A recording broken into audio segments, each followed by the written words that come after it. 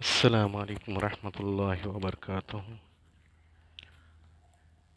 میرے عزیز، آج میں اس مسجد کو، یہ بدر کی مسجد ہے، اس کو مسجد عریس کہتے ہیں۔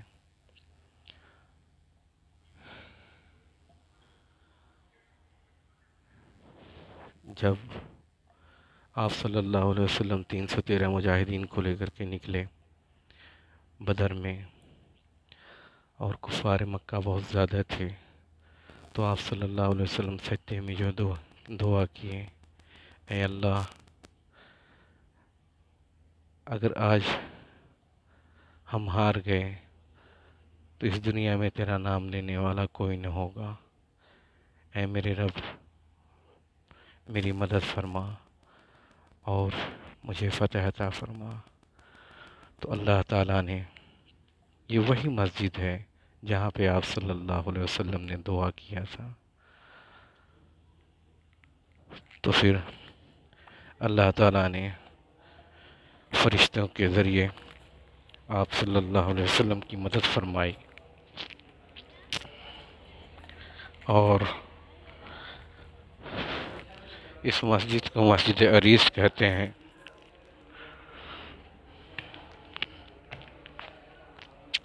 اور یہ جو بھی میدان ہے، اس وقت مسجد کے باہر نکل رہا ہوں، اللہم انی اسألک من فضلک، میں مسجد سے باہر نکلا ہوں۔ اس کے پہلے میں ایک ویڈیو بنا چکا ہوں بدر کے میدان کی، جس میں جبل ملائکہ ہے اور نبی صلی اللہ علیہ وسلم کا کہ اصحاب کرام جو شہداء ہیں اس میں دفن ہیں، نبی صلی اللہ علیہ وسلم کے اصحاب کرام شہداء اس میں دفن ہیں۔ اور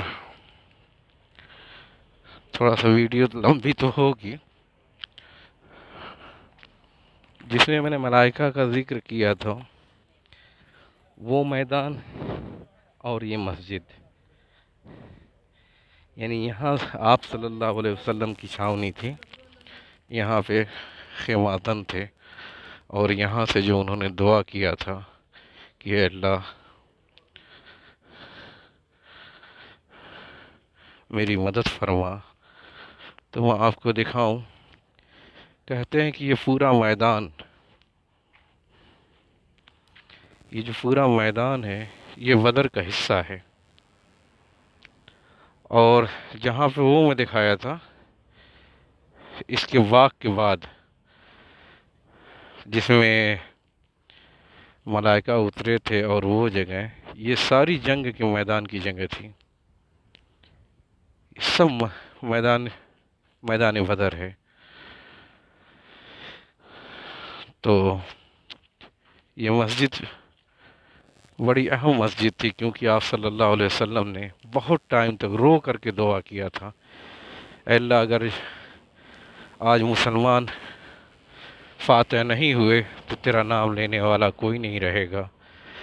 تو اللہ نے پھر جا کر کے نبی صلی اللہ علیہ وسلم کی دعا قبول فرمائی اور کہا، اے محمد، میں تیری مدد 1000 فرشتوں سے کروں گا، اور اس میں فتح ہوئی۔ یہ 2 گنبد والی مسجد بھی اس کو کہتے ہیں، اور مسجد عریس بھی کہتے ہیں۔ اللہ ہم سارے مسلمانوں کو اس کی زیارت کرنے کی توفیق عطا فرمائے۔ اللہم آمین، فی امان اللہ۔